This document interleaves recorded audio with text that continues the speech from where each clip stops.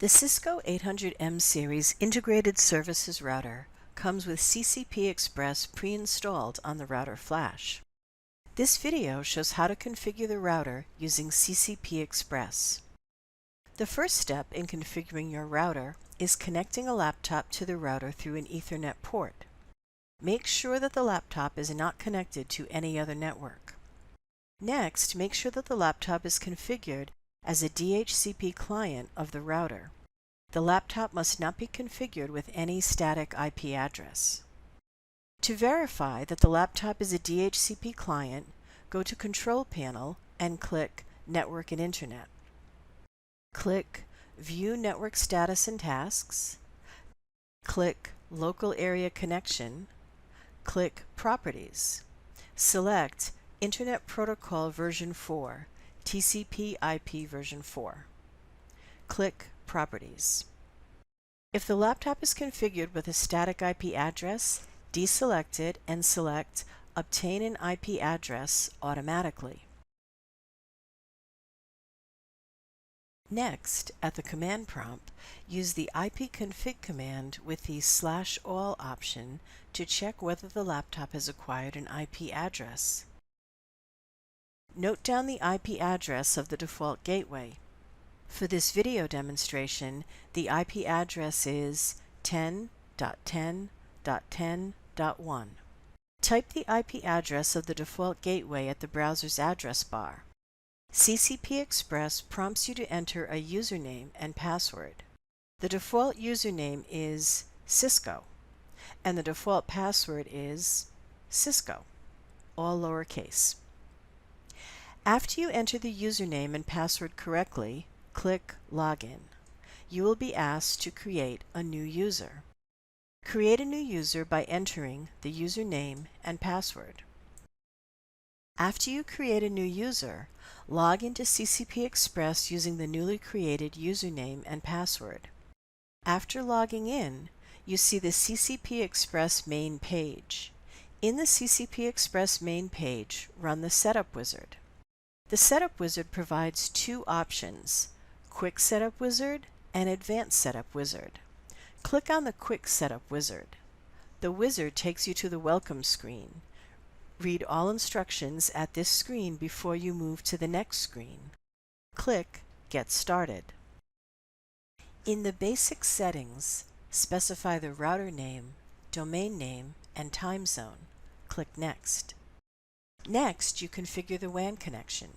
Choose 3G/4G from the drop-down list. When you choose the WAN connection type, the interface is automatically selected. Choose Enable Persistence if you want to create a dialer-based persistent configuration. In the DNS configuration section, both options are already selected. Do not change the setting unless you want to add a static IP address for DNS. If you want to set up the DNS configuration manually, uncheck the box. The primary DNS IP address is mandatory. Enable NAT is recommended, so do not uncheck it.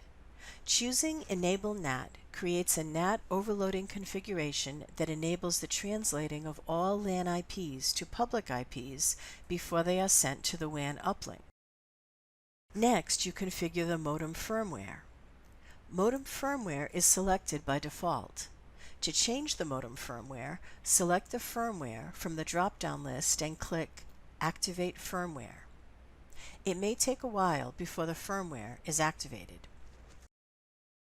After you select the modem firmware, configure profile information.